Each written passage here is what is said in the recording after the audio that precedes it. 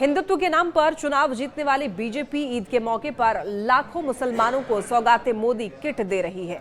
इस किट में कपड़े, दाल, चावल, सेवइयां, सरसों का तेल, चीनी और खजूर शामिल है। बीजेपी फिलहाल वक्फ संशोधन बिल की वजह से मुस्लिम संगठनों की नाराजगी का सामना कर रही है। आखिर सौगाते मोदी किट क्यों बांट रही है बीजेपी, इस पर हम लोग बात करेंगे। बिहार चुनाव पर नजर है या फिर कोई छिपी हुई लॉन्ग टर्म स्ट्रैटेजी है, ये भी जानेंगे आज के इस वीडियो में। तो देखिए, 25 मार्च 2025 को नई दिल्ली के गालिब अकादमी से सौगाते मोदी किट बांटने का कार्यक्रम शुरू हुआ। बीजेपी अल्पसंख्यक मोर्चा ने इसकी जिम्मेदारी संभाली है।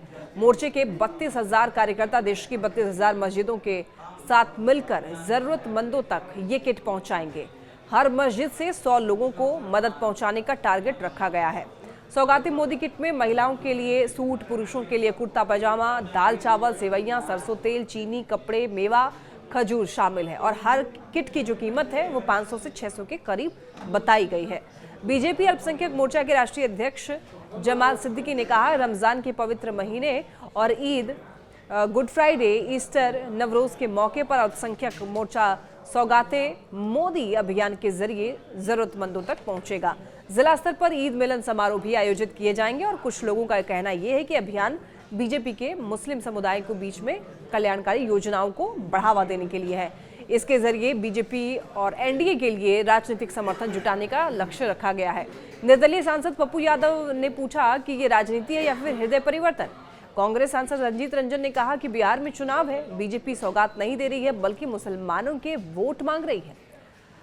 इस अभियान को देखकर सवाल ये उठता है कि क्या सौगाते मोदी देने के पीछे आगामी बिहार विधानसभा चुनाव है।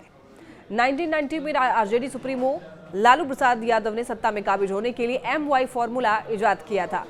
मुस्लिम और यादव कम्युनिटी को मिलाकर के बनने वाले इस समीकरण के इर्द गिर्द हमेशा से बिहार की समूची राजनीति रही है। अक्टूबर 2023 में जारी हुए बिहार की जातिगत जनगणना के आंकड़ों के मुताबिक राज्य में 17.7% मुस्लिम और 14.26% यादव आबादी रहती है और इसीलिए बिहार में सत्ता की चाह रखने वाली कोई भी पार्टी मुस्लिम और यादव वोट बैंक को नजरअंदाज नहीं कर सकती है। और माना जाता है कि बिहार में अब भी यादव कम्युनिटी का एक मुश्त वोट आरजेडी को मिलता है। हालांकि मुस्लिम वोटर्स का रुख बदलता रहा है। अब देखिए, जानकार ये कहते हैं कि बीजेपी दो विचारधारा के लोगों में बंट चुकी है। एक तरफ पार्टी के हाईकमान को आभास हो चुका है कि मुसलमान वोट बैंक भले ही बहुत थोड़ा हो, लेकिन ये फ्लोटिंग वोटर्स का बड़ा रोल प्ले करता है और इस कारण मुसलमानों में खासकर पसमानदा मुसलमानों को साधने की कोशिशें जारी है। दूसरी तरफ कट्टरवादी सोच के लोग हैं। ये लोग चाहते हैं कि बीजेपी सिर्फ हिंदुत्व एजेंडे पर ही काम करे, मुसलमानों को साथ न लिया जाए और इतिहास को लेकर उनसे बदला लिया जाए। बीजेपी में ये विरोधाभास स्वाभाविक है और शायद यही उनकी स्ट्रैटेजी भी।